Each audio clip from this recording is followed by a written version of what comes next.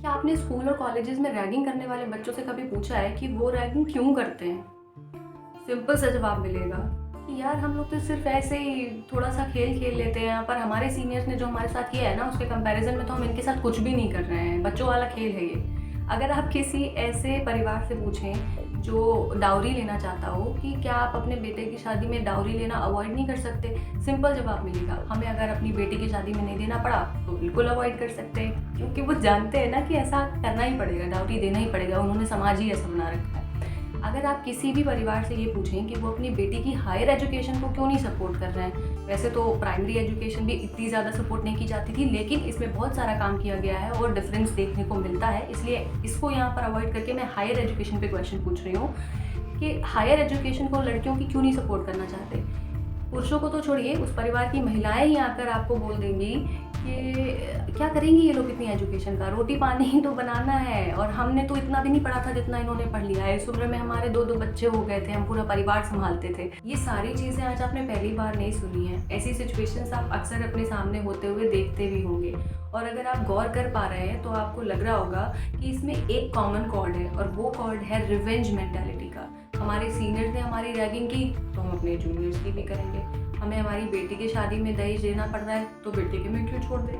महिलाओं को लगता है कि जब उनकी लाइफ कभी एजुकेशन कम होने की वजह से रुकी नहीं, चल ही रही है, तो फिर उनकी बेटियों की ज़िंदगी भी क्यों ही रुकेगी, और इतनी ज़्यादा एजुकेशन देने का फ़ायदा ही क्या है जब रोटी पानी ही बनाना है। सब में एक वही मेंटालिटी है ना कि जो हमारे साथ हुआ है वैसा ही हम दूसरे के साथ करेंगे, उससे बेहतर उससे अच्छा उसे कुछ नहीं देंगे। और एक प्लस पॉइंट ये है कि हमेशा करने वाले को ये लगता है कि वो अगले के साथ उतना भी बुरा नहीं कर रहा जितना उसके खुद के साथ हुआ है।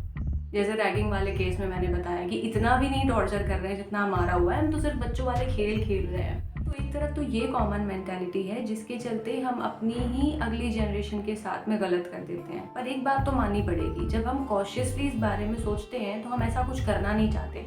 जो हमारे पास सबसे बेस्ट है वो ही हम अपनी अगली पीढ़ी को हैंड ओवर करना चाहते हैं। तो जब भी कुछ ऐसी चीज़ें हैं जैसे एजुकेशन हो गई या फिर घर हो गया, प्रॉपर्टी हो गई, इसमें से सबसे बेस्ट कैसे हम दे सकते हैं इसका हम प्लान करते हैं। लेकिन जब अपनी ट्रेडिशन की बात आती है, जब अपनी सोच की बात आती है, जब रोज़मर्रा में जो सिस्टम्स हम प्रैक्टिस करते रहते हैं ना, उनकी बात आती है तो उन्हें फ़िल्टर आउट करना हम बिल्कुल भूल जाते हैं।